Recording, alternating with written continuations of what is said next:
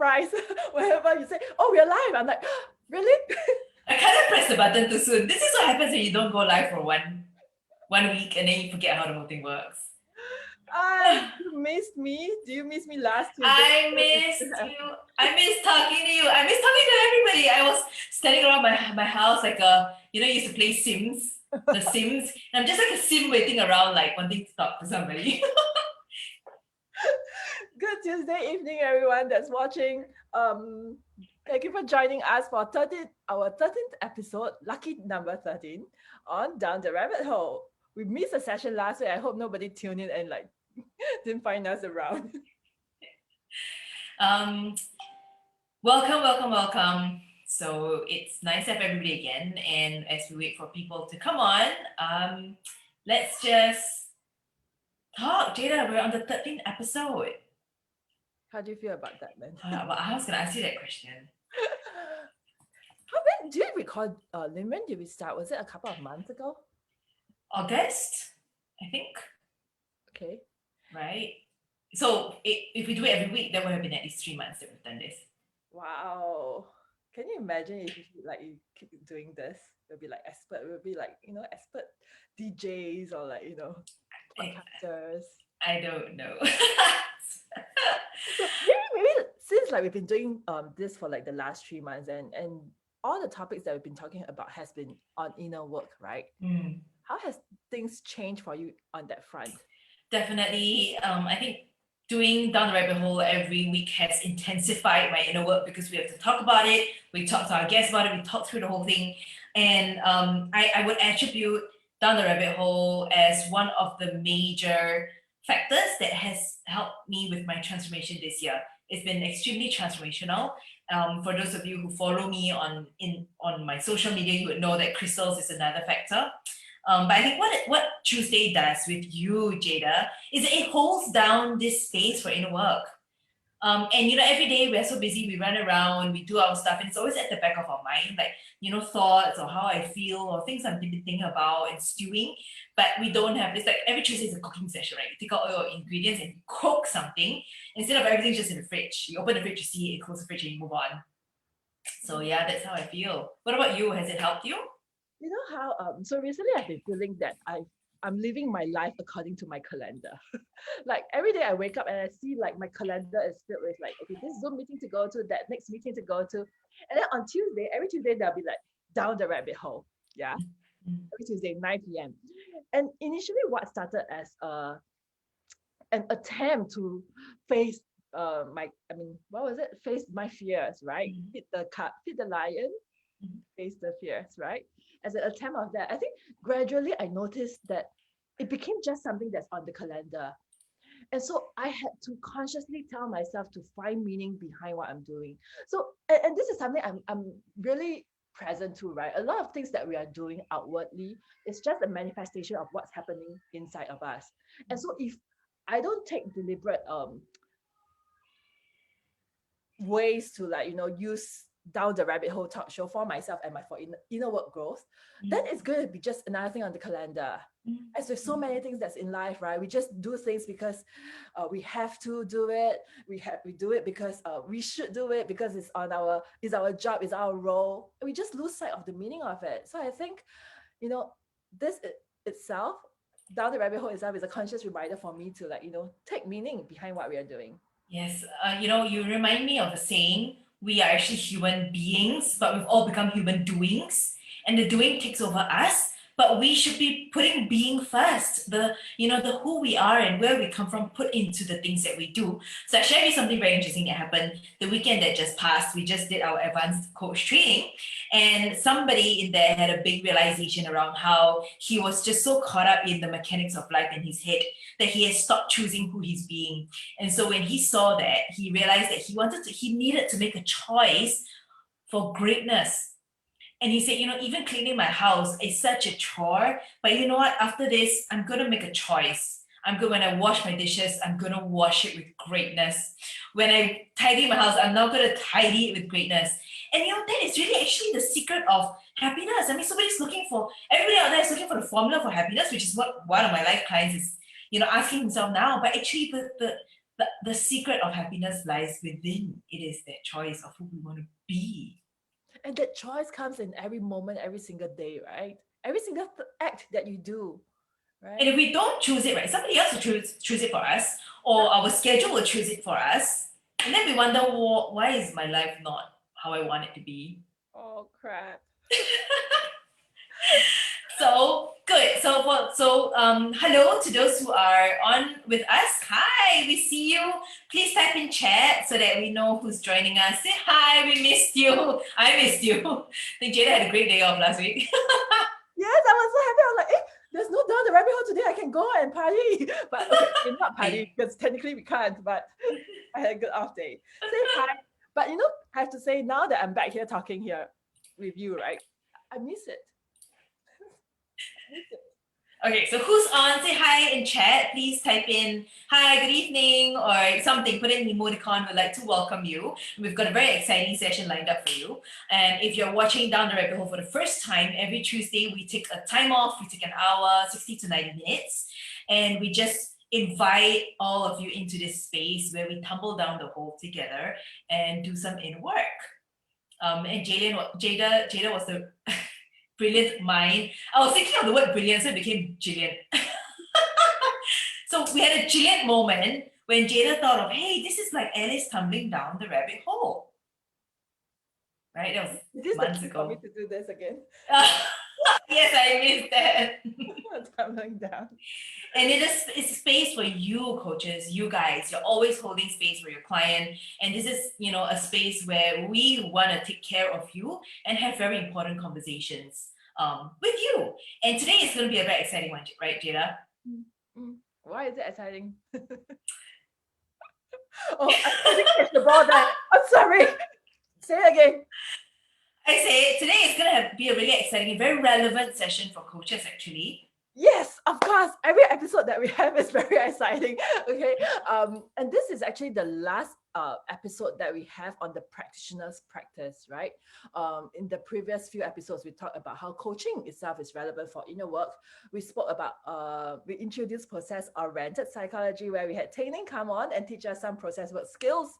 And we also had Remy who taught us about MAP, where we do emotional coding. How do you tap into that unconscious superpower that you have inside of you to find the answers that you need? Yeah. And today's episode is very relevant. I think it's something that maybe whoever's watching with us right now might have experienced it in some form or another. So Lin, would you want to introduce what this evening's topic is about? I will, but before that, I want to say hi to Mate. Hi! Hey, Mate! Dialing in from, where's he? Slovenia. Slovenia. Mate, flat my landscape. Slovenia represent, we see you. We have Ping. Ping says hello. Okay, who else is with us? Please say hi in chat. So today we are, as I'm going to set it up a bit, right? We're all very busy. Sometimes we forget to take care of ourselves. So today we're going to deep dive into the micro moments or the short segments in our very busy day where we can do that. We always live back to back schedules. And then when we want to, and then we forget to decompress in between. And we, traditionally it's always been, I will relax at the end of the day after I knock off, or when I go and exercise, or weekends, or during holiday. But I think we all know that, especially working from home now, all the more we need to integrate these self-care moments into that very busy packed schedule. And actually it does wonders. We think it slows us down, but it actually makes us a lot more productive. Right? Okay, you're just gonna nod as well. All right, I'll continue. So who we have on today is somebody who has an amazing energy. We're gonna bring her on soon and you'll know what we mean. And her name is Leona. She is a life coach and she's based in Bali. And she is a dynamic leader of holistic wellness, yoga, and meditation retreats for very busy startup entrepreneurs and corporate executives. Now, that wasn't where she started off from, okay, Jada. She actually has 10 plus years of global work experience in media and strategic comms. She worked for the UN quite recently. She also works with other large private multinationals in the sector of environment and CSR.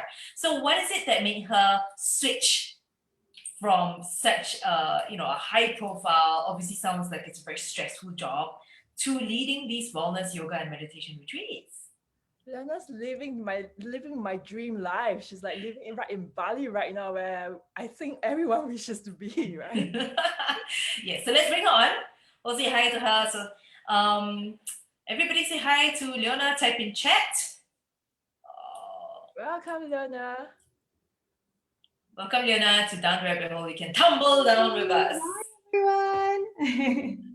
Hello from Bali. Very excited to be here with you all. Hey, Leona, thanks for joining us. And I know you have some very interesting activities for us today. So before that, I was sharing about your corporate background, and then, you know, it's very different from where you are now in Bali, and you lead all these retreats.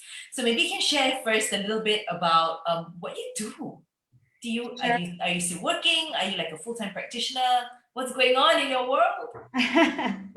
Yes. So for those of you on this show, I actually got my coaching certificate through the Collective Change Institute with Lin, and it really changed my life because I had been practicing yoga before then on the side of my corporate job. So as Lin mentioned, I am a typical, type A, go-getter, hustler, working really hard and striving all my life.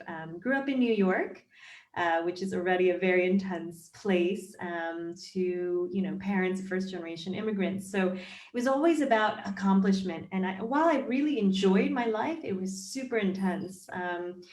I was working in media, as Lin mentioned. I was a fashion week reporter, so I was doing media and a lot of externally based things, And it's interesting today to see where I am, living in nature in Bali and, gardening and doing yoga, because I was always in 5-inch heels and running after external things. And now my world is very internal, but it's been really a beautiful transformation.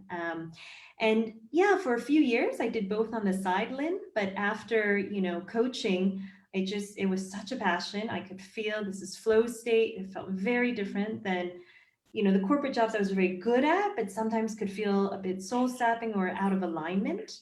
And the more that I used yoga and some of the techniques that I'm really excited to share with you all, the more I was able to tune into that inner voice inside.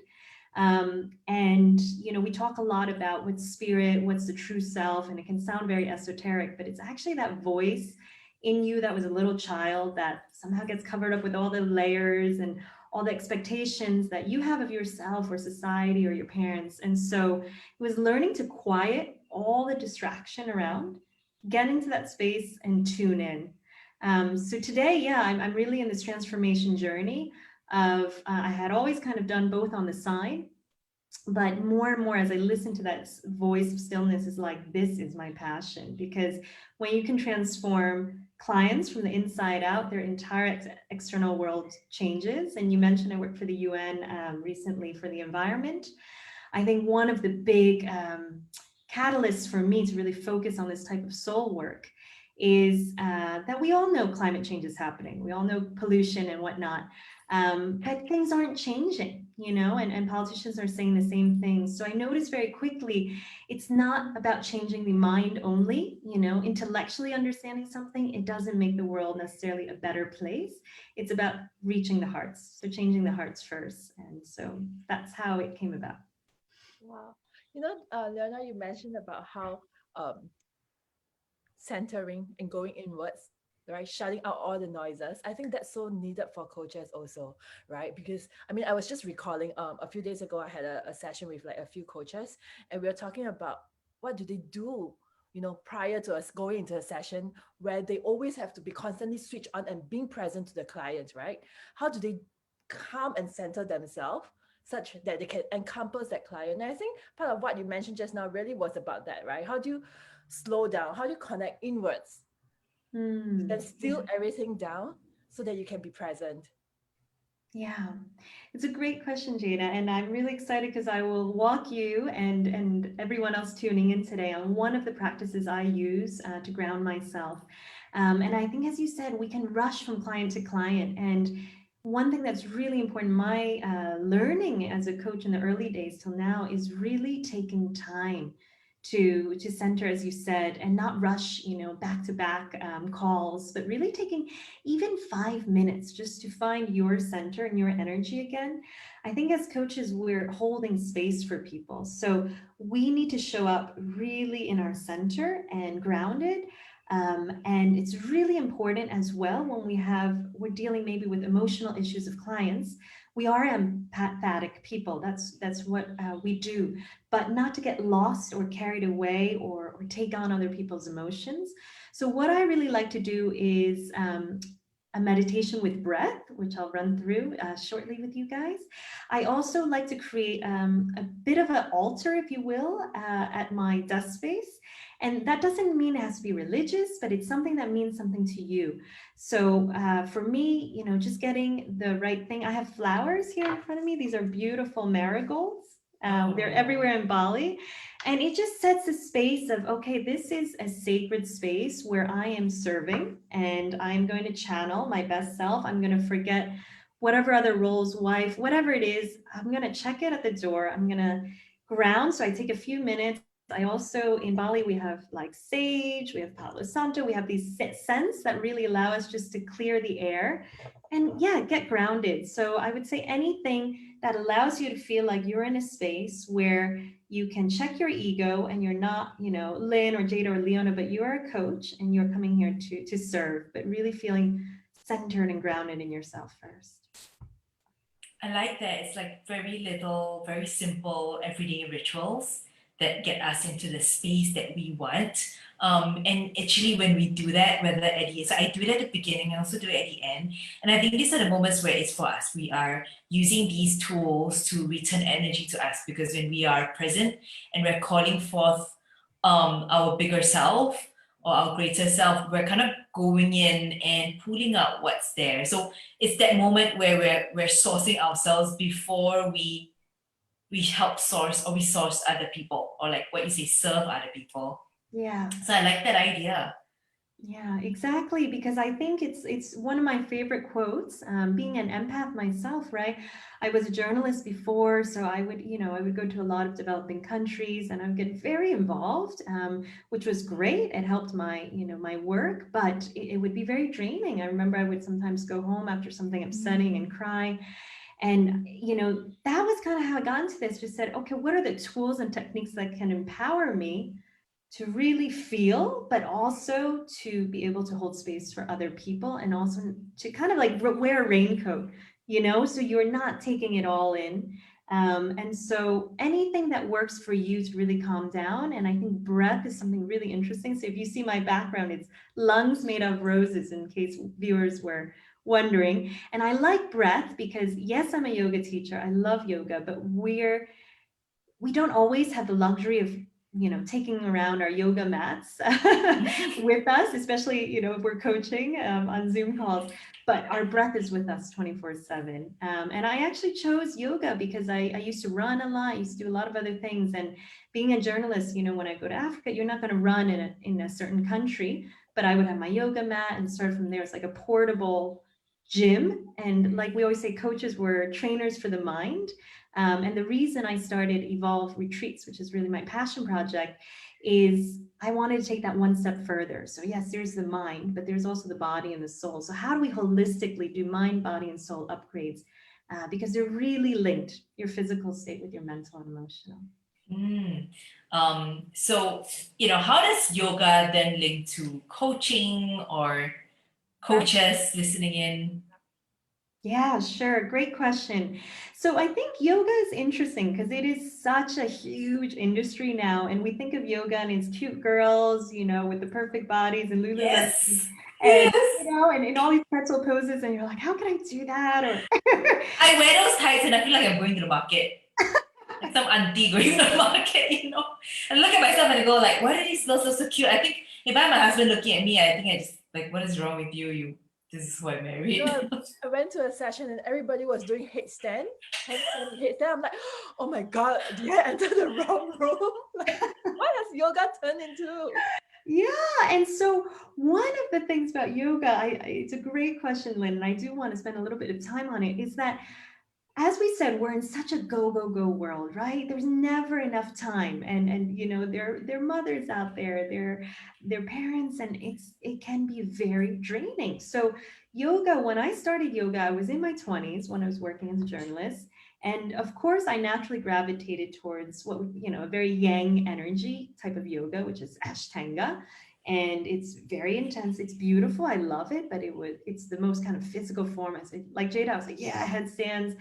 And as I, you know, aged, I realized I need more yin practices because life is already crazy like that. And that's why I like the breath. It's not about so much the gross body meaning that you can really feel it. It's more the subtle body inside. So it's like in Chinese medicine, we talk about qi, so the energy. And in when you do breath work, it's called pranayama, and prana is the life force, similar to qi. So how do we start regulating these very subtle energies? And how do we use it to restore our being instead of, you know, oh, more working out and more competition or more, yeah, forcing things against ourselves. So I think all the years I've been practicing, I've come to a more gentleness about it. And part of what I really like offering my retreats is I don't like doing things that are too complicated. I always say to my clients, I want to give you a toolbox for your inner peace that you can go home and you have a daily practice. And it's not that complicated.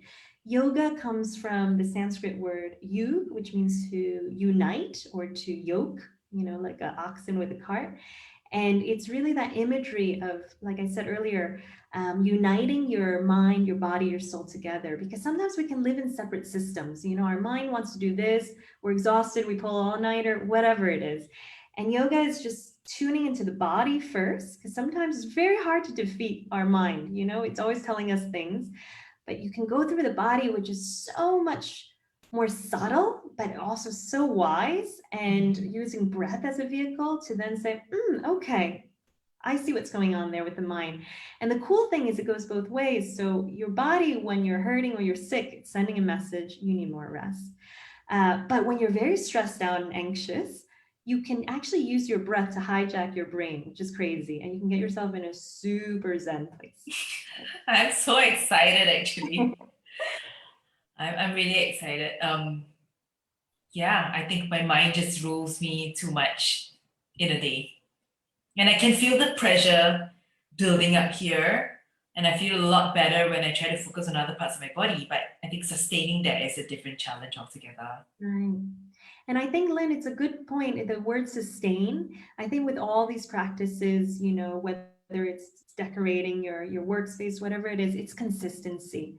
And so I'd like to share with the viewers here, it's like, if you don't get it the first time, don't give up on yoga or meditation or whatever practice is grounding you. You know, I've been practicing it for years. I'm still learning. You know, you were eternal students, but the consistency is so key. In coaching, we coach our clients through this. It's the habits, right? Of you know, 30-day rule, etc. So, you know, mindfulness is a muscle we've never learned. And the biggest challenge, you know, that I face personally in my life, I'm still working on, is the muscle of relaxation. And what I mean by that is instead of the hustle mode, which is, you know, what I am, it's like, let me just relax and surrender. And maybe this doesn't have to be on my timeline. How do I have more spaciousness that, you know, instead of pushing for a retreat every month, why don't I just see and I feel into it? And that's very much the, you know, I live in Ubud, which is a very, very spiritual mecca. And a lot of my friends are artists and musicians, and they have this beautiful flow and surrender. And I'm really learning a lot because sometimes by pushing, we actually cause resistance.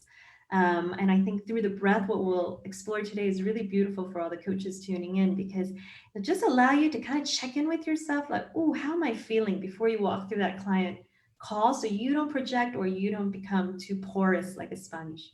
All right, are we ready to dive in? You ready? I am excited. All right, let's do it. And I'm excited to share this with you guys because I know it is late where we are in Singapore, and it'll give you a good night's rest. So I'm going to do this in a few parts. The first part I want to do is conscious breathing. Okay. And what I mean by that is actually most of us, because we breathe automatically, right? This is how we stay alive. We don't have to think about it. We tend to not think or check in or be aware how we're breathing. Yeah. And if you're very stressed, you'll probably notice you feel tightness at the chest. We hear that a lot, right? And your breathing actually becomes very shallow. It's chest breathing. And yogic breathing and how babies breathe, if you observe them, is through the bellies. It's this deep kind of, very safe breathing. So what I'm going to do is I'm going to demo quickly, and then I'll walk you through this 3-part yogic breath.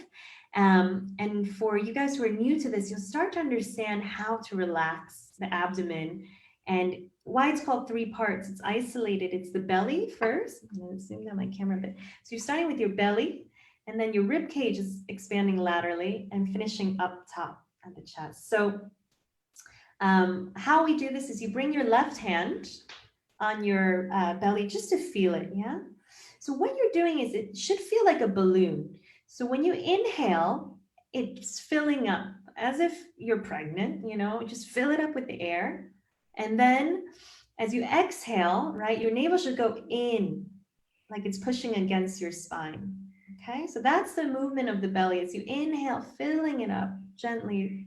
And don't exaggerate this movement, but you can do it in the beginning just to feel the contrast. But as you exhale, it goes in and your spine is straight, you lengthen.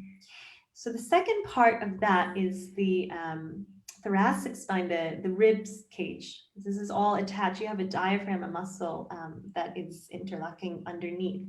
So as you do the belly, which is the first step, then you'll come to your ribs and you'll feel them expanding to the side as you inhale with more air. And then finally at the top, right underneath your collarbone, you should feel the chest expanding. Okay, so we'll do that together. I'll walk you through it. So those are the 3 parts in isolation. And we want to do this together. You can keep your eyes closed. I'll walk you through this, okay?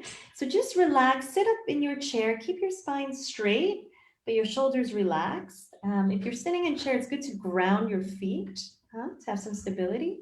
Hands just in your lap, and you just close down your eyes. Okay, just so find some stillness.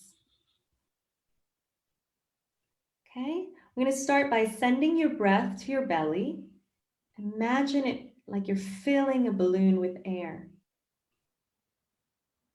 On the exhale, you're going to gently deflate the balloon, gently squeezing empty all the remnant air.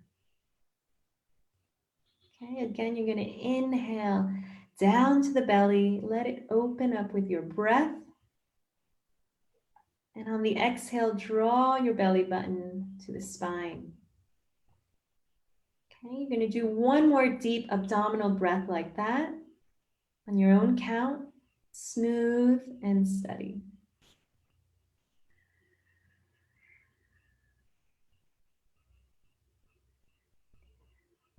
Good, now we're going to build into the full 3-part breath. Inhale down into the belly, let it balloon. Take in one breath, you're going to flare open the rib cage. Sipping in one more breath, filling your upper chest and your collarbones. Staying tall for the exhalation, squeezing out all the excess air. I'm going to start again, filling up first the belly. As we take in more breath, opening, flaring open the rib cage. Sip in more breath to the upper chest, feel the shoulders open. Stay long here, the spine, and exhale, squeezing out. Okay. So let's do that again, filling up the belly. Take in one more breath, flare open the rib cage. Sip in more breath, opening up the collarbone and the shoulders. Okay. One last time, breathing belly, rib cage, and finishing at the collarbones. Okay, after this next exhalation, keeping your eyes closed, you can return your breath back to normal.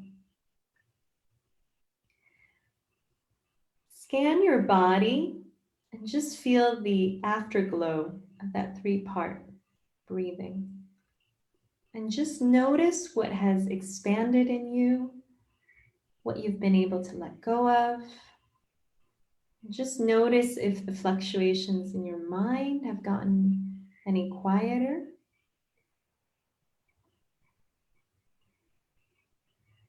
And on your next inhale, you can gently flutter open your eyes. Flutter open. Flutter open it. Flutter open. So, how did that feel? Expansive. Mm-hmm. And just saw a lot of golden light actually inside. Mm. You saw golden light? I saw golden light. Wow. Wow. Amazing. I felt more relaxed on the chest area. Yeah. Breathe deeper. Mm. So can I ask you guys, have you ever breathed with your belly like that before? Is that a new experience? I did before because I was also the one who taught me was also an energetic teacher, and it seems like that's something in common. Like all these people who do energy work, they know that it's you gotta go all the way down. It's like we often just breathe here. Yeah. But And I think with that one, so that is a really good exercise if you're kind of new to this breath work, which we'll go deeper into today. Because it's just, we always think, like you said, it's up here, right? But it's so much deeper because our navel is our power center, right? If you're into chakras, and we won't have time to go into all that, but we have these energy wheels, and the chakra, the third chakra is at our navel, and that is our Manipura. That's like our strength. We're going to do this X, Y, and Z. That's our focus, our direction. So when we breathe there, we are taking back our power. And one of the really interesting things about breathing, and you'll get to experience this in the next set, is that when I said you can actually hijack your mind through your breath, it's because when we're breathing unconsciously, there's 2 types of autonomic nervous systems. So when we're not conscious and when we're stressed out, so maybe before you're like presenting, or maybe you're giving a big seminar, or maybe it's your first, client discovery call, you might have like sweaty palms and you feel you're breathing shallow. That is your sympathetic system. So that's our fight or flight mode, right? And so that's anxiety, stress, and our system is very intense. So when we do deep belly breathing, like what we just did, we're dropping it and we're forcing it to go to parasympathetic, which is our rest or digest mode. And this is a really good exercise if you feel any anxiety before a client call, to do this. The next set I'm going to show you is even more grounding and relaxing. This was more a demo to see where you're breathing currently. So I'm excited to show you the next one whenever you Fiona, I have a question though first. So, you talked about how babies, like we all start out breathing so deeply, we do belly breathing. What causes us as adults to eventually lose that? Do you know? So I think it's a great question, Lin. I think, speaking from my own experience, and what I've noticed in my clients is that when we're children, we don't have these constructs of society and what's cool, what's not cool, Louis Vuitton, Gucci. We don't have that, right? So we're very pure, and there's a sense of wonder and play, and we have this kind of, we're very authentic, let's say, right? We're very pure and we're authentic in our voice. We just are who we are. As we get older, we see a lot of the way we should be, or we should look, or the job we should have, etc. And then we start losing ourselves. And this is very typical in adolescent, obviously, like the peer pressure, trying to fit in. But also, I think in our 20s, we do a lot of that searching. I certainly was definitely, trying to find myself, and this is your chameleon role, and it's a beautiful one. There's nothing wrong with it, but we're trying out a lot of different outfits, if you will. And I found, as you get into your 30s, you're older, you start to know yourself better, and you start to find your voice again. So you start to say, this is my boundaries, and taking back your personal power and voicing your needs. And I think that breathing, to your question, why do we lose that? Is because we lose touch with our connection to ourselves. And that's kind of actually the story of why I started yoga. It's actually a very personal story, but just to finish on that thread before I share it with you, it's we lose our connection to ourselves because we could become very reliant on other people, whether even if it's loved ones like friends or partners, that we don't take the time to say, let me just sit and what am I really feeling? Why is this situation causing me to be upset? It's like, oh, he sucks, my partner is doing this, but really taking time to say, oh, actually, no, that's a childhood trauma of abandonment. It's just flaring up. So similar to coaching, where we're asking our clients to be aware of their actions, their filters, their mindset, yoga is really internal, and it's a tough journey, but it's beautiful because instead of blaming others around you, you take back your power. So it's your power zone, and you can't change what people think, say, or do, right? But you are 100% in control of your reaction. So it's a really important journey of personal sovereignty, and I think learning to breathe is also that. What I also think about is that we forget to relax. So as children, I think we're so relaxed because we don't have all those pressures that you spoke about earlier. We just live our life according to our roles and our moods and what we feel like. Which biscuit we want to eat. Just thinking of Luna. So, but then as we become adults, we lose touch of relaxation. Then we don't have those moments of relaxation, and then it just gets. We're like in the water all the time and just paddling, so you breathe very shallow and very fast. Yeah. So that's the answer that came to me as you were sharing. Yeah, no, it's like we take, and that's the thing. Recently, one of the tools I love as a coach is the Wheel of Life, which is very well known. You probably have used it yourselves, and it's a great tool because it changes and you do it every quarter. And recently, I was in a really busy time, and even doing wellness and yoga and all this, my play was at like 20%. I was like, whoa. But that's the thing with yoga. It doesn't make you immune to stress. I still get stressed out. We're all human. As coaches, we also get lost ourselves. But it's like coaching. It's a tool that is amazing because it's your personal toolkit for inner well-being. And as long as you do it with consistency that we talked about earlier, you get to catch yourself earlier. So you might still land in stress states, etc., but you'll be like, whoa, you'll catch yourself in a week, for example, instead of maybe someone else taking months of a burnout, to really catch that. Nice. And I can really see how, the more we consistently do this, it's really reconnecting to our true self, right? Reconnecting to the source of who we are deep inside. And when you come from that place, it's pure power because there's no ego, there's no fears, there's none of that consistent chattels that's going on in your head. Yeah, it's really coming from deep within. So for those of you who's just joined us, we are at episode 13 of our Down the Rabbit Hole series. This is Leona, our special guest that's calling all the way from Bali. And on this call today, our topic is on reconnection to your true self and spirit. So if you just joined us, unfortunately, you missed the number one first breathwork series, breathwork exercise that Leona went through with us. Type into the chat if you just joined. We'd love to know who's on the call with us here before Leona goes into her second exercise for this evening. But if they miss it anyway, they can watch the replay. Yeah. And you can watch it over and over and over again. So you have like this Leona life coach here with you now every day that you need her. Okay.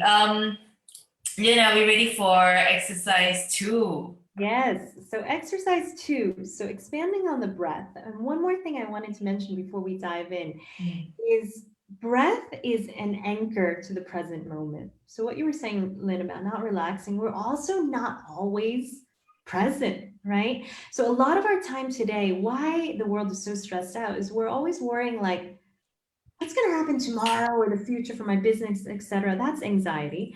Or we ruminate on our past, and that's all regret, right? And this is all this unnecessary stress. Our cats and our dogs don't go through this. So it pops you into the moment, like directly into the present. So by focusing on it, you kind of break all this external sensory things and you just go, like Jada said, just back to your true self.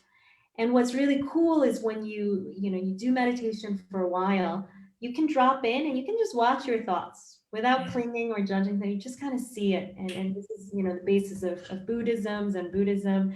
And it's a practice. So it takes time, and I didn't want to do meditation today because it is a difficult one to teach, but breath, everyone can do it because you really feel the shift in your body. So I'll take you on to the second one. This is called 1 minute breathing. Okay, and 1 minute breath, there's 3 parts to it, because pranayama, which is the science of breathing, is really about 3 things: exhalation, inhalation, and retention.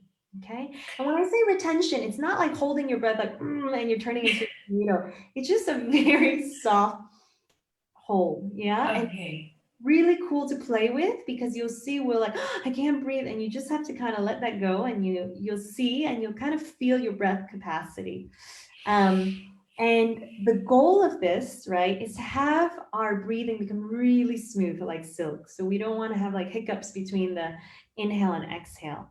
And like what Jada said, from doing this breathing, we're bringing our attention away from everything around us, and we get back inward to ourselves. So back to our true selves. And when we say spirit, for those of us who do believe in a God, that's maybe what we can call spirit. For others of us who are, atheist or agnostic, that's okay. That is just the bigger part. That's what we're all plugged into. That's the same element as Mother Earth. And that's something beyond us. And that's in a state of, as Jada said, no ego. It's just we're plugged into something greater in humanity. All right. So for the 1 minute breath, the reason we call it 1 minute breath is that it's divided into 3 equal parts. You're going to inhale, okay? And now in yogic breathing, just to mention, we do everything through the nostrils. So we close the mouth, and that's because the nostrils, it naturally filters the air, and it's just cleaner for our system to take it in. So close your mouth through all these practices. You're going to inhale slowly, and you're going to take 20 seconds. You're going to count yourself 20 seconds of inhale. You're going to hold the breath at the top for 20 seconds and exhale very slowly and gently for 20 seconds, through that belly that we were talking about. This is going to be hard, okay? 20 seconds, you're going to feel like, ooh, I've run out of air. So if you can't do 20, which is totally normal, you can drop it down to 10 seconds, okay? And this one, let's just try. And if 10 is easy, do 15. Just modulate between 10 and 20. Okay. And like the last time, I'll guide you through it, but you can close down the eyes and just come to a comfortable seat. So we want to keep our spine straight. The reason we do that is because we have a lot of energy that flows through our central spine, and we want to keep that passageway clear. And then make sure your shoulders are relaxed. You don't want to be stiff or tensed up. And your chin is slightly tucked in so that your head and your spine are on a straight line. Okay, and your hands are just gently in your lap wherever they fall. Coming to stillness. Okay, you can begin. You'll do this at your own count. Deep inhale.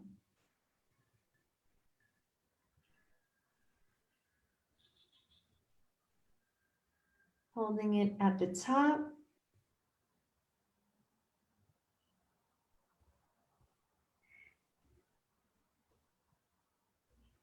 And slowly start the exhale.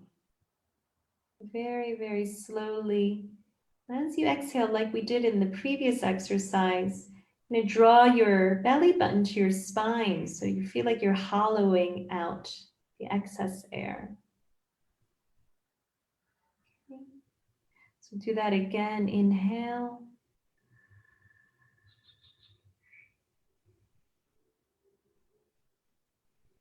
Holding it at the top for the equal length, whether you've chosen 10, 15, or 20 seconds.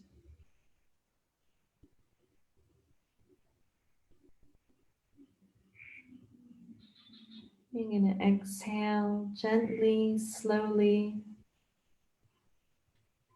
hollowing out your abdominal cavity at the end, letting that balloon deflate.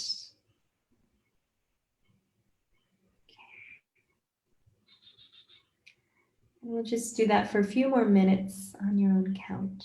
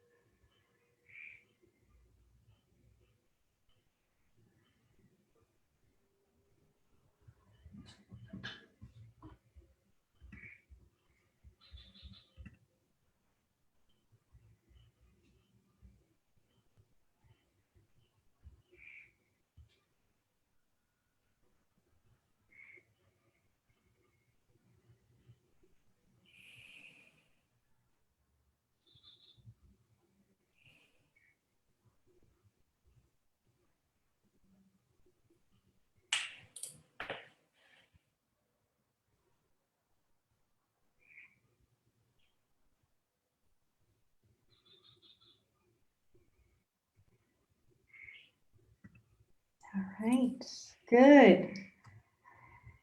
How did that feel? Jada, are you awake? I could hear the noises of nature from Leona's because I Yes, live in Bali. I could hear them. crickets and frogs. So nice. The Bali nights out. Wanted myself to Bali in that moment.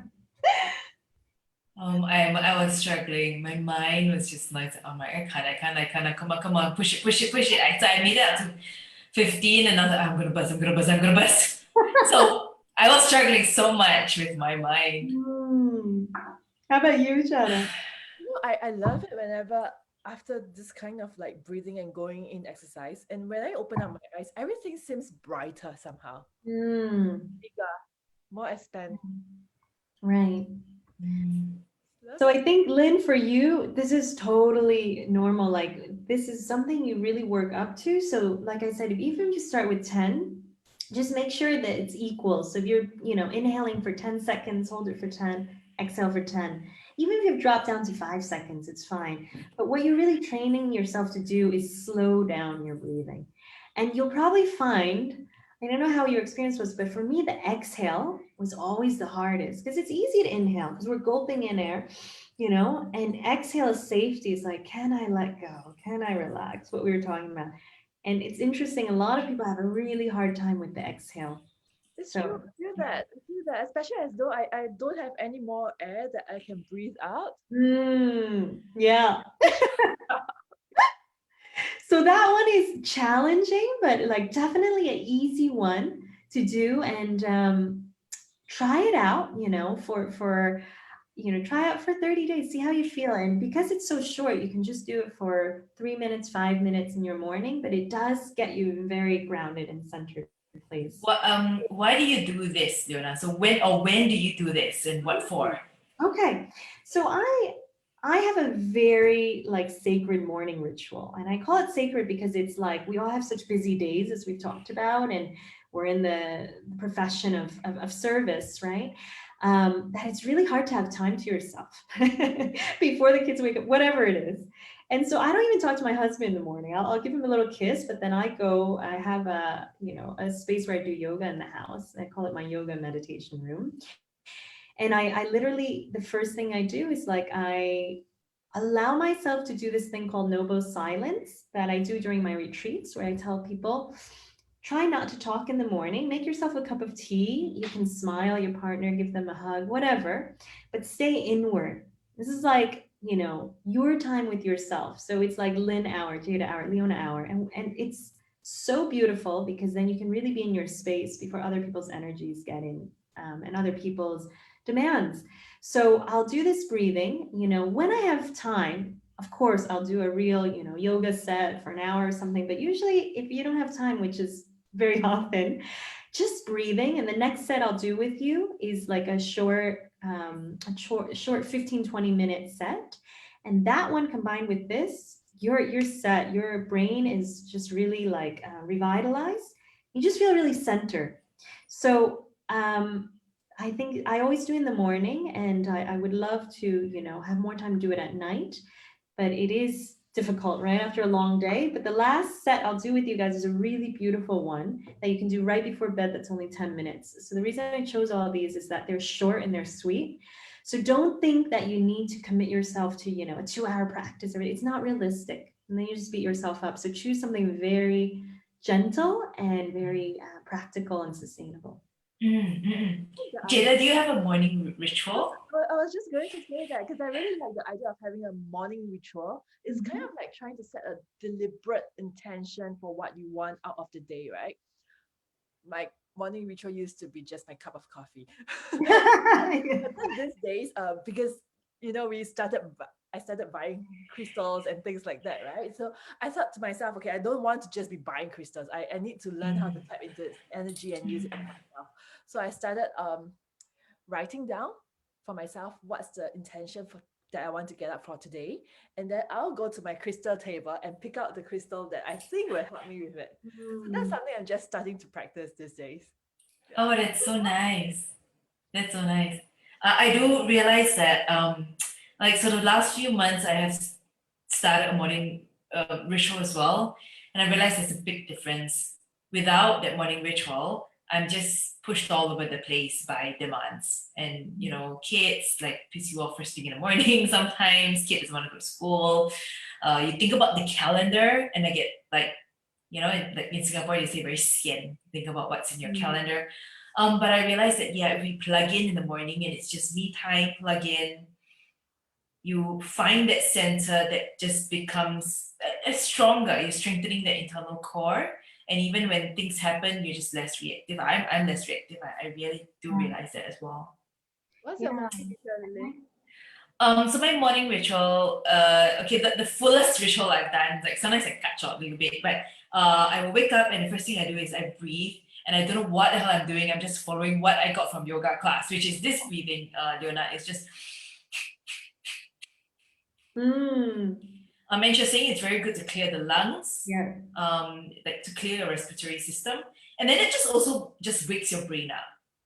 And you don't even have to, like, you can do it lying down, but I just sit up, but you don't have to move, okay? So you just sit up, even if your eyes closed, you just do it, and it wakes me up. And then I'll go and take my selenite and I would plug in. So I'll bring the light in, I would imagine the connection up and down. And then when I really have time, I'll clear each chakra. But it's actually quite fast. It's really like 5 minutes. Just that you keep thinking, oh my God, I have no time. Clear each chakra, set an intention, like what Jada said, you know, pick a crystal. And actually, it feels long, but the whole thing can be done in like 5-10 minutes actually. Exactly. And I think that's the real takeaway for everyone tuning in here is that we often say, oh my God, I don't have time, right? But think about it, like 10 minutes, we all have 10 minutes. We can cut out the Facebook or whatever. And it's actually, there was a Buddhist monk who said, you know, when you don't have time, that's when you need to meditate because clearly you're overloaded. And that's the moment where you need to say, let me recharge. And so I think what Jada and Lin, you said is that the intention is super important. So there's a lot of like, in addition to my breathing, I also do that. It's kind of like visualizing what is that intention for my day? And one of the really beautiful things, I know it's hard now with COVID, but if you can have some contact with nature. So in Bali, it's obviously easier. I'll do something called earthing practice where I'll just walk out barefoot and just put my, feet in the ground and you just soak up that energy of the earth, which is really grounding. And even if you can't do that, if you're on your balcony, just go outside and you soak in the sun's energy, or you have a little house plant, just feeling that, nature is really grounding because we're in such a digital world these days. So, yeah. All right. All right. Something more to play with. All right, more to play with. So Lin, you just, mentioned the breathing that you learned. So that is the next series actually, because that is, I'm going to show you guys now an energizing set. So you kind of have this contrast, so you have things to play with. So the breath that you referred to is called the breath of fire. And this comes from the Kundalini tradition. So Kundalini, for those of you who are new to it, it's a more esoteric form of yoga. And it's mostly done sitting down, but you have a lot of movements where it's working with those subtle energies that we talked about before. And it's all about rising your energy, your Kundalini, through your chakras. And breath is really that highway to do it. So the best way to do it, for those of you who haven't done it before, is stick out your tongue like a dog, okay? Like a dog panting, okay? And really, we're gonna do this literally good. Stick out the tongue. Like a dog.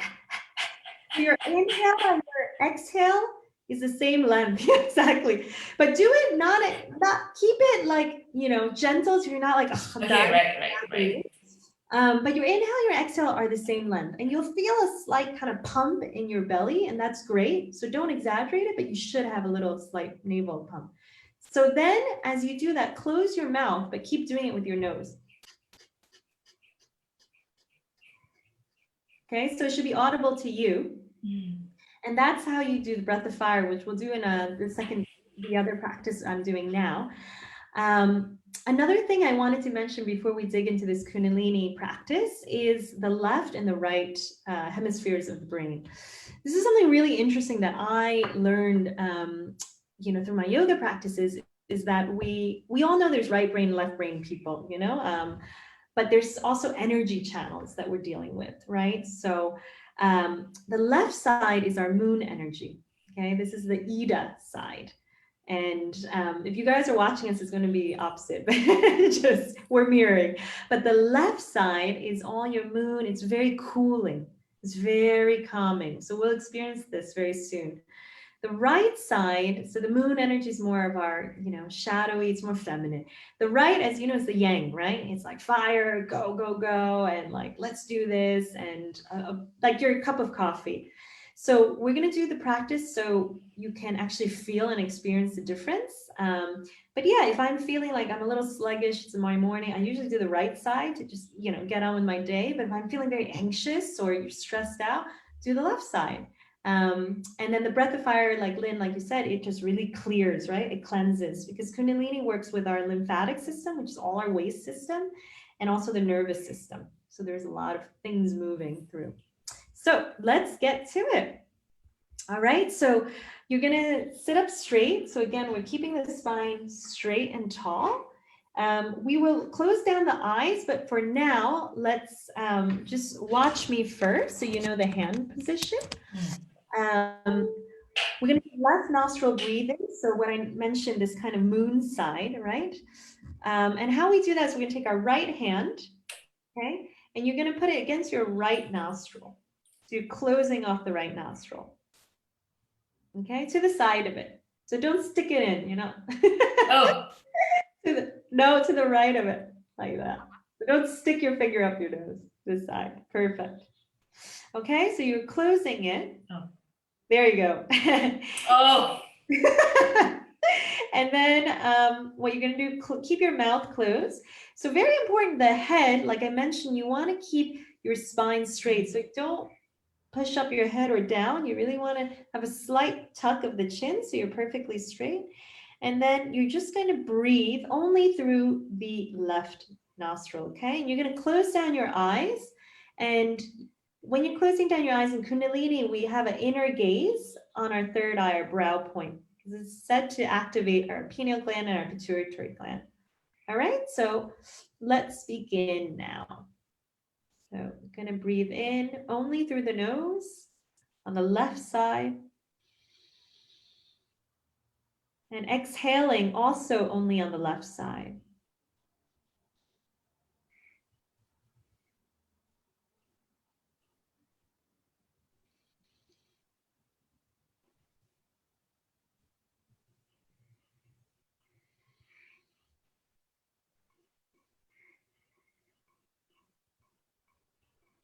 And am I doing the belly breaths, Leona?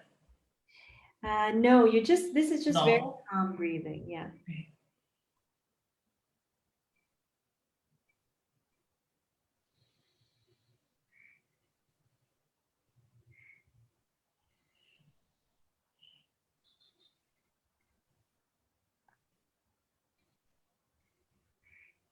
So again, you're breathing only through the left nostril, which is the cooling, calming side.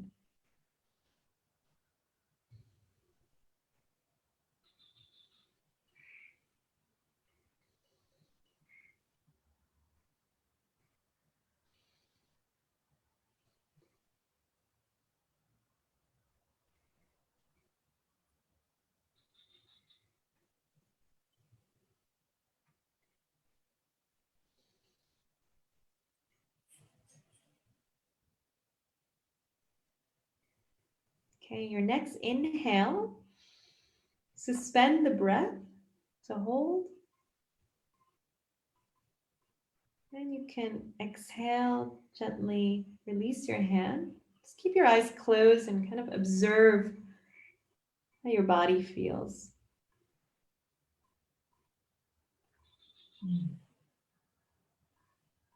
Should feel quite relaxed. Very calm. I see actually the reflection of the moon on the water. Wow. I feel I can breathe clearer, better. Yeah. So we're going to do the right side so you experience it. So you're going to take your left hand this time. So if you're tuning in, we're mirroring you. So Let's figure out your left from your right. So you're going to use your left hand blocking your left nostril. Okay, so that's keeping our right side open. Okay, so this is our yang side, our sun side. Okay, and the same thing, keep your eyes closed. You're going to inhale through the right nostril only. Exhale through the right. Do that for a few rounds at your own pace, slowing down your breathing, lengthening the inhale, deepening the exhale, only through the right nostril.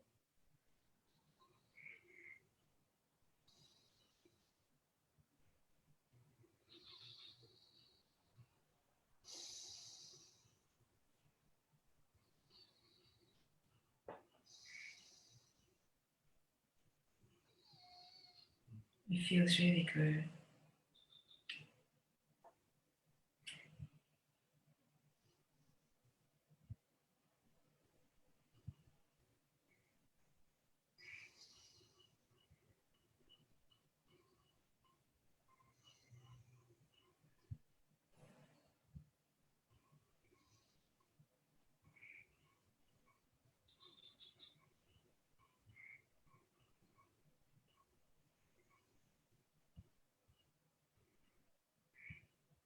I didn't realize, but I find it harder to breathe through my right side.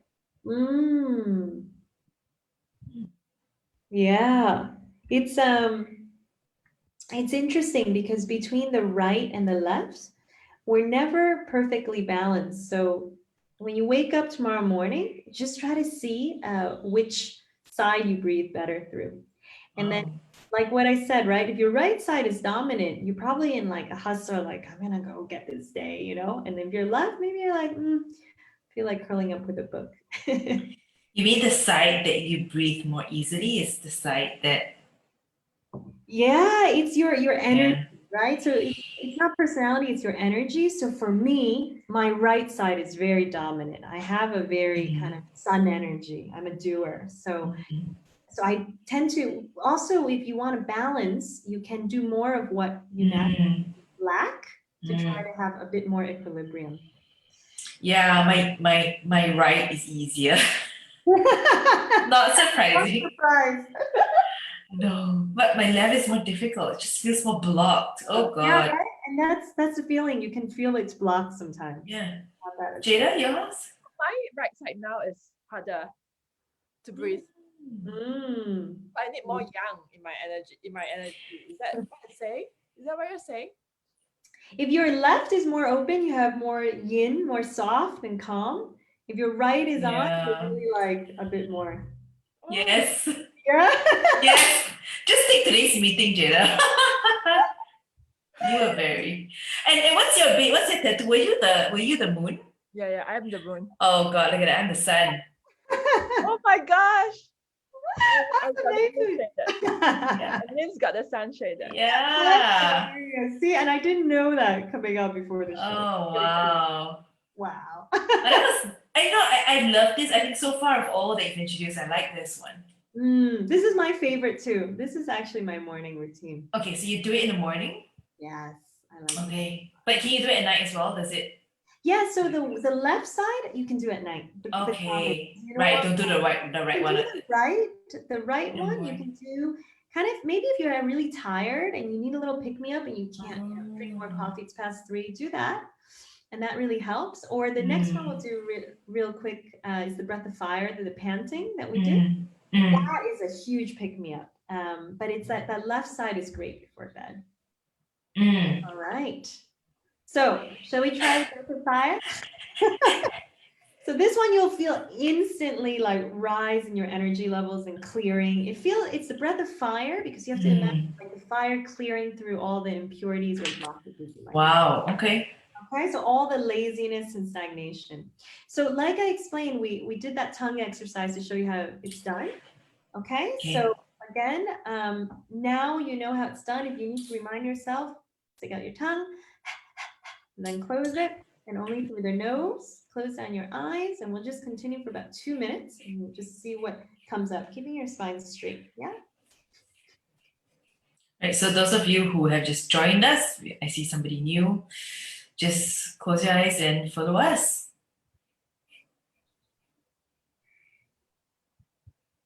Don't know, am I breathing hard or gentle? You are breathing not gentle, with a little bit of dynamism, but not force. So think of the dog panting. So there's a certain rhythm to this too, right? I guess. Yes, there's a rhythm. And you, as you do it, you'll feel your navel will just automatically, contract. So this is really the breath of fire for those of you tuning in. This is a Kundalini breath, and this is all for just activating our fire and our energy for the day ahead. I can feel it in my base chakra. So we're just kind of experimenting now together, but usually you do this for full 7 minutes straight, up to 11 minutes. And you'll really feel like, yeah, Lynn's face. No, and you build up to it, but you will feel like, whoa, like Superwoman, Superman, you're ready to start your day. So try it tomorrow. Start with 5 and see how you feel. 5 minutes without stopping. Without stopping, yeah. And in the beginning, I mean, some people, when they're new to this Kundalini practice, and myself included, you feel a little lightheaded. You're like, whoa, you feel a little dizzy. So just take breaks, don't over push it, but your body's kind of regulating, and then it becomes very, very kind of part of your habit. But it's really good, Lynn, like you said, it just, it clears a lot of respiratory stuff. Like we're dealing with COVID now, there's a lot of germs in the air. It just clears out your system very well. So I mean, straight away. Yeah. Straight away, I feel that heat at the base chakra. Like I really feel the energy coming through. Yeah. Is this very suited for people with young energy? This is like, yeah, so that's a good question. If you have a lot of yang energy, it's still good. I still really like it. But you don't need to overdo it. Yeah. So it's kind of like, even if you have yang energy, you get tired. Sometimes you have long days. So it's a pick me up. So think of it's like your very sustainable cup of espresso. So I need to do more of this so I can get more of the fire going. Yes. Great. So there you go. So that's the last kind of breathing exercise. And I want Lynn just to kind of jump in and just share some observations. I don't know how much time we have left. There's also a little kind of mantra kriya.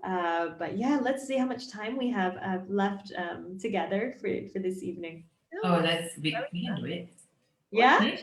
All of these exercises are very quick ways that you can get yourself centered, right? So I imagine it as like a 1 minute exercise before you go into your next call, 1 minute exercise before you go into your next coaching session, just to get yourself centered and present. Yeah. So I think good question. So we're trying these practices, and for those of you who are just joining, you can watch this after. It is going to be recorded. So all of these exercises, if you just have 1 minute, for me personally, I like the one we did, the nostril breathing. I think you guys all liked it the best as well, right? So it just calms me instantly. So again, if you're trying to calm yourself down, block the right nostril, breathe through the left side. The left side is that calming. If you just need a boost, the other side. Okay, so Sumendra is asking, are these short spurts of breathing? And I think he's referring to the Yeah. What about those? Okay. Are these short spurts of breathing? Yeah, so this is called breath of fire. And this one is recommended if you just, typically I like it at the beginning of my day to give me a lot of energy. But if you feel you've taken a lot of client calls and you're just slumping, it's great. It just gives you it increases your mental clarity and awareness. Just gets you very alert. Cool. Yeah, just replying him. It's like panting like a dog, but keeping your mouth closed. Exactly. Called the breath of fire. Breath of fire. Love it. I'm really liking this. Okay, so we've done 3 exercises so far. We've done 4 actually, 4 types of breathing exercises. Yes, wow, you're crushing it. I don't know whether everybody can sleep after this. It's like so much oxygen in my system. So the last one is really fun because it's a bit different.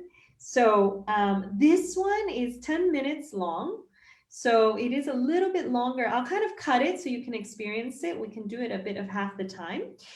So we can talk about it after.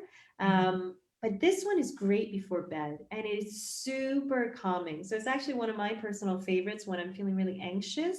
I did it a lot during Corona. It really helps. Just breathe and let go.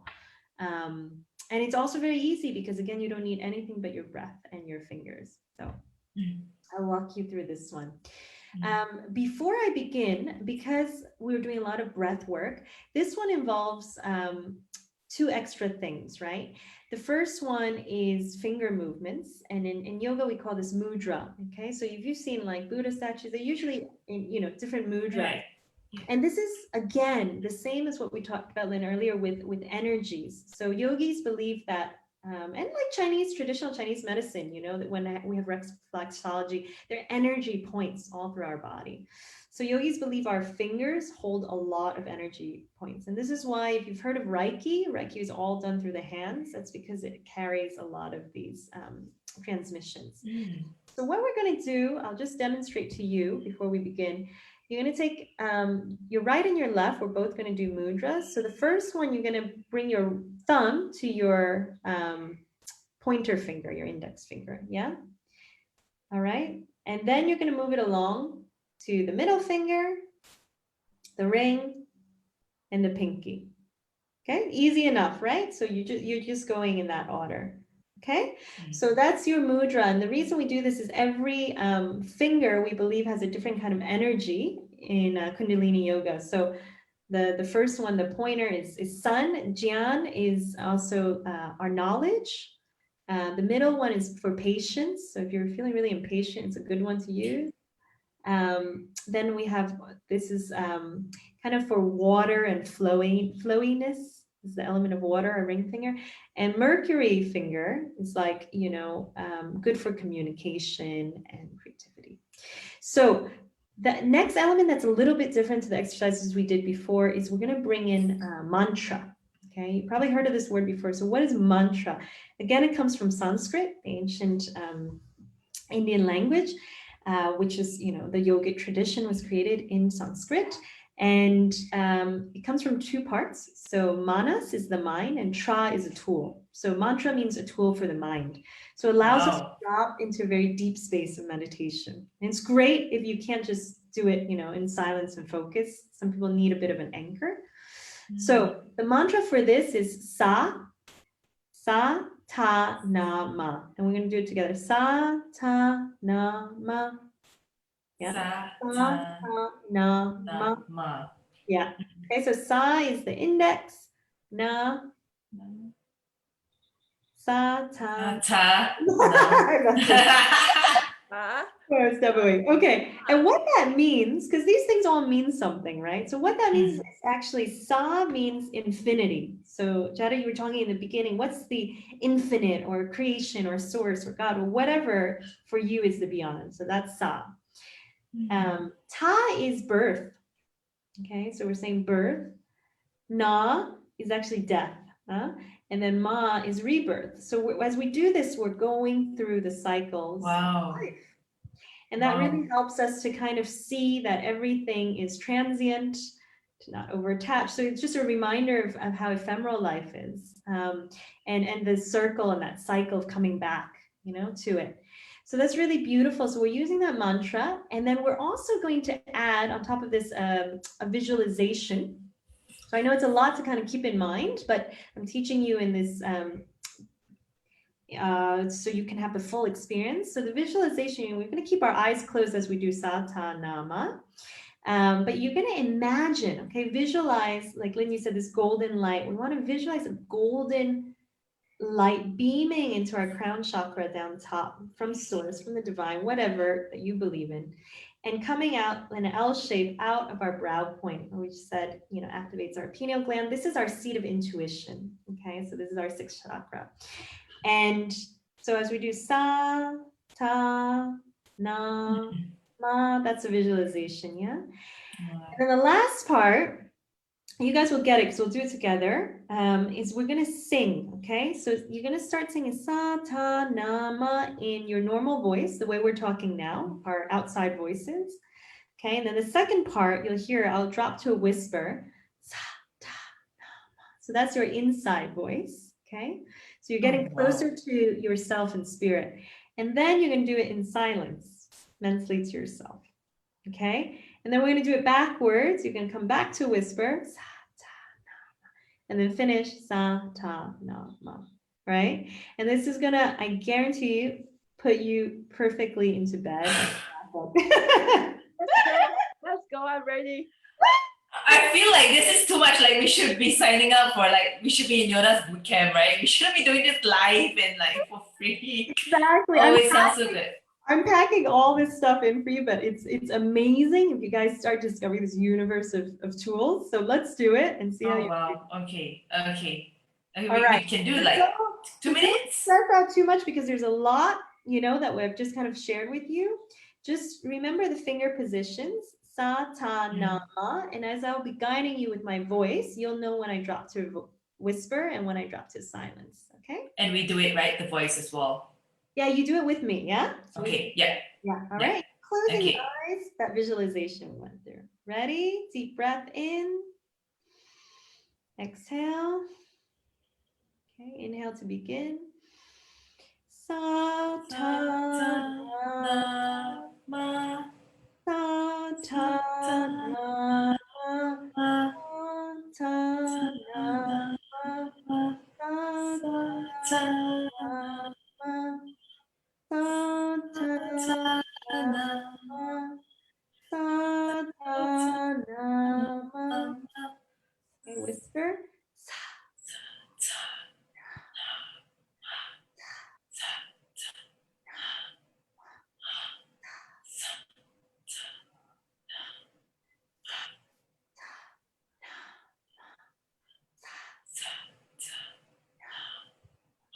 all right, now silently vibrate Satanama to yourself, reminding yourself of the visualization of that white light beaming through, in through your crown, out through your third eye point.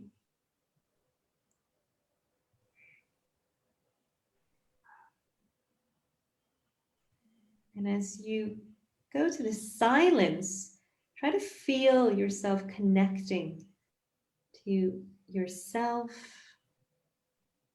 a place beyond thoughts and emotions, what we call the true self.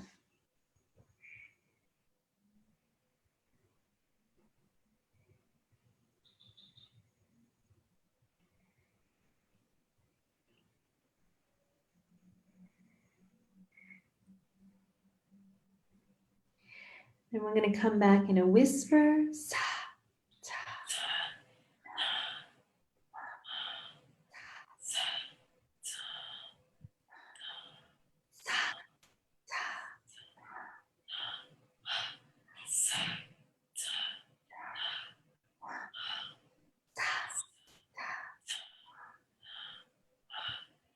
Okay, and then our outside voices.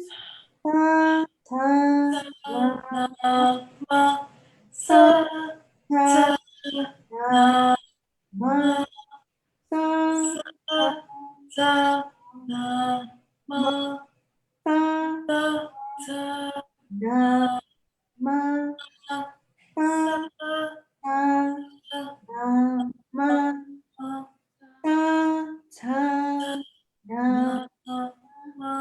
Good. Keeping your eyes closed. Inhale, holding in your breath. Letting yourself integrate that practice into your body, into your energy field. Holding it in. Absorbing the calm and exhale through the mouth. Sighing out any stress that still remains. Any lingering tension in the body. And you can gently open your eyes when you're ready. How did that feel? Very nice. I feel like I was teleported. Yeah, right? It's a powerful one. I got goosebumps when we're going from the normal voice down to like the whisper voice. Mm, Stage change when that happened. yeah. This is a super powerful Kriya in Kundalini tradition. And, in the teachings, this is the one that's supposed to get us through what we're calling the Aquarian age, which is the age we're in now, which is just this overload of information and, this hyper stress and anxiety. So it's really meant to get us back into this space of stillness and connection to ourselves and to something greater. So yeah, it's a great one before bed. And Wow, just Samantha says, wow. Yes, I echo that, Samantha. amazing. Awesome. So for Yes. those of you listening in right now, just so if you want to do it yourself, so we kind of shortened it for just this show, but if you're going to do it yourself, the first part, Satanama aloud, you can do it for 2 minutes minimum duration. And then the whisper, same, 2 minutes minimum.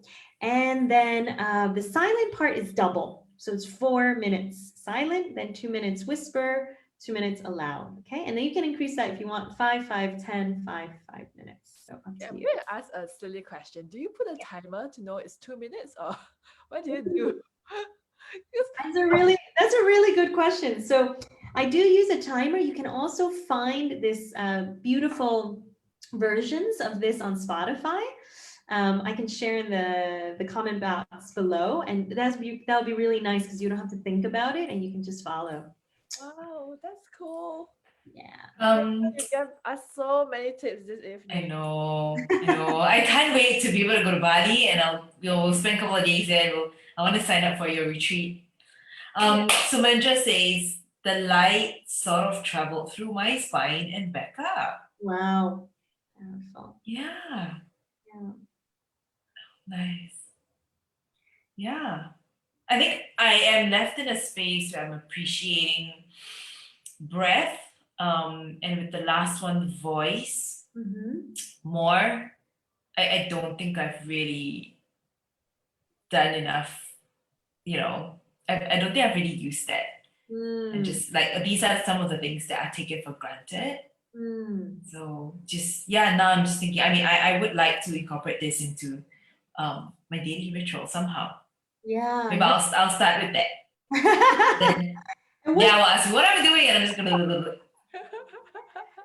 And one last thing I wanted to share, right? We're doing all these practices for ourselves to center and ground, but one of the things I found very powerful, and I do this on my retreats and when I coach clients, is that even if you have a client, I've had some very, corporate clients, if you will, who have never done anything with spirit, and they might think this is a bit woo-woo. So you don't have to say, oh, connect to your spirit or anything, but just say, they're arriving in a place, right? And I have clients from, Google, OCBC, in a very corporate environments.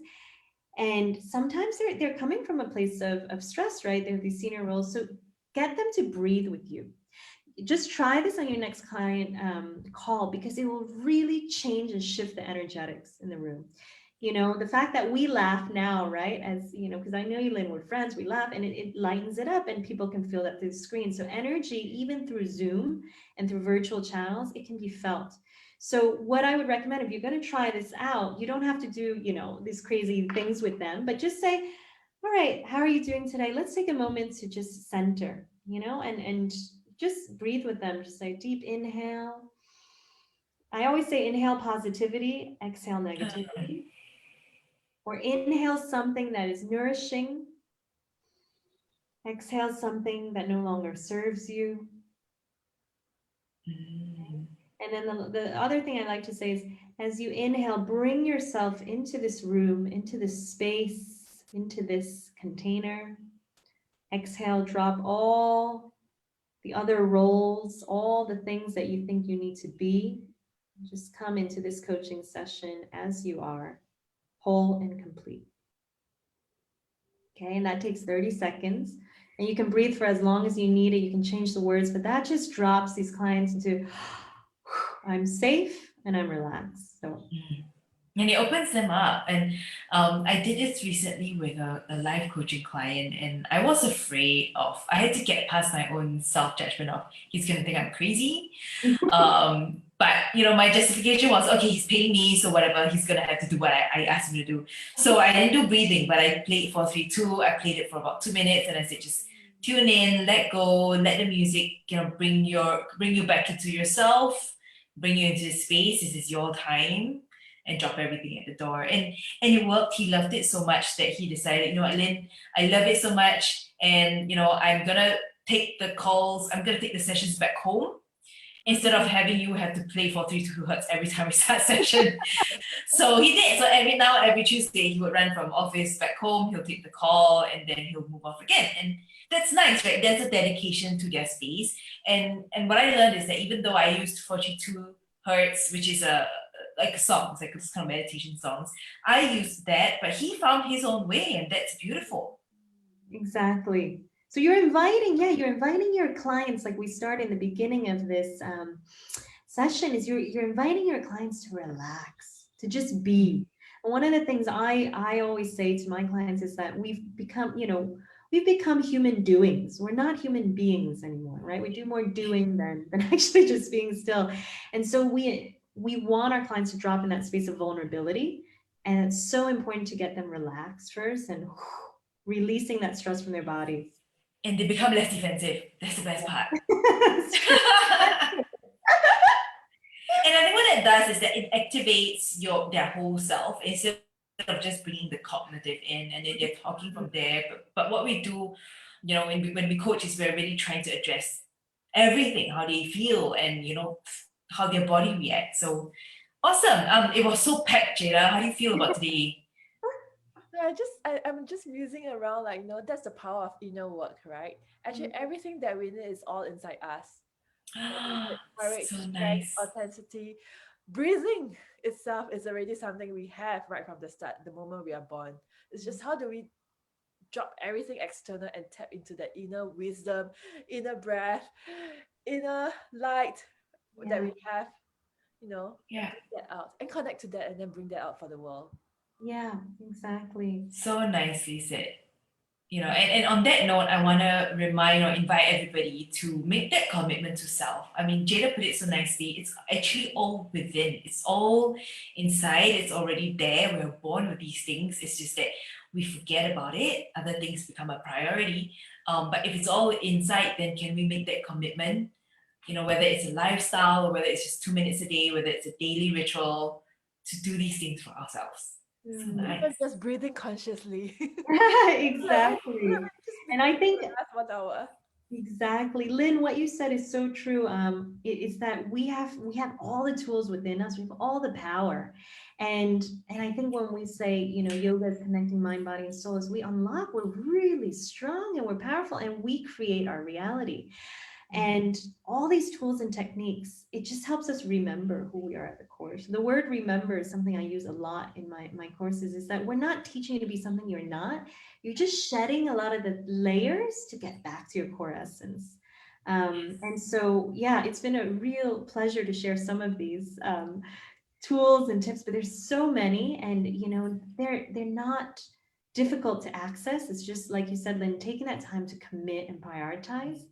And yeah, I wanted to share with whoever's tuning in as well, is that I do run these retreats in Bali, you know, pre-corona times. It was beautiful. We had palm trees and, you know, it had really all the night sounds here in person. But I actually did a very powerful container last month, online 10 days program. We really dig into mantra, singing, yogic tools, and also my partner does shamanic wisdom with nature-based practices. So there's tons, and I also drop in the comments box if you want to reach out. We have one coming up in January. So, ooh.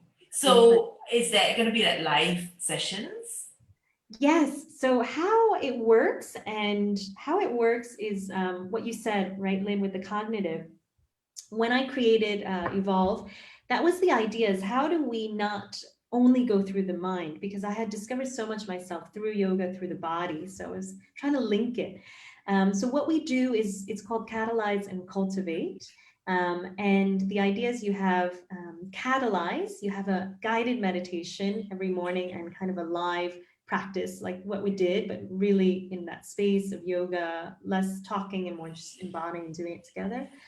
And then we have an exercise, which is more cognitive. So which is based on, the coaching that we did together at CCI, neuro-linguistic programming, all these other tools, techniques that you see, which is looking at our, empowering beliefs, disempowering beliefs, a lot of writing, because writing and reflection is really powerful. So you're threading in your mind, but you're using these these movements, this breath work that we've tried together, as well as sound, like you mentioned. A lot of us don't sing, because like kids, we always sing, right? But then we're like, oh, I have a bad voice. And is new to me. I actually started picking it up with Kundalini because there's so many mantras. And what I found about singing, doesn't matter if you sing well or badly, it's opening up your authentic voice. So speaking your truth, and that's huge. So there's a lot of that, in this. So yeah, we'd love to see you guys there. And Lin and Jada, when you guys are, no more Corona, come over. Yes. Your reunion. Fiona, please put Fiona. Why did I keep saying Fiona? Leona, please put your link in chat. Yes. So that those of you who are keen to join Leona on Cultivate and Catalyze, please check out the link. So thanks, Leona. It's been so nice to have you. I mean, I'm so thankful you gave so much. Like, this was really a nice wrap up to the whole practitioner series. Well, thank you so much for having me, ladies. It was such a joy. It flew by. And I'm really, really excited for everyone to kind of journey in with these tools that we all have, and just remember. And really in this time, it's so stressful with Corona and everything. It's like, let's just, use the tools we have to center and get through this. And so that we can do our work as coaches and provide that space for others. Yeah. All right. Good night, ladies. I'll do some satanama before bed. Yes. I'm gonna try that, and I'm gonna do that. The thing. Yeah. Left. Okay. Left. All Don't right. forget, it's the left, not the right. Okay. Right. Jada, anything else? I was just going to say thanks to everyone who's been watching and following us for the last 13 episode. We're going to come back with more topics, or if you have any ideas of what topics you would love me and Lin to discuss and unpack down the rabbit hole, please let us know and put that into chat. Okay? All right. So thank you, Leona. Thank you, Jada. Thank you, ladies, and thank you everybody who's listening. Thank you for joining. Good night. Bye. So peaceful. Bye.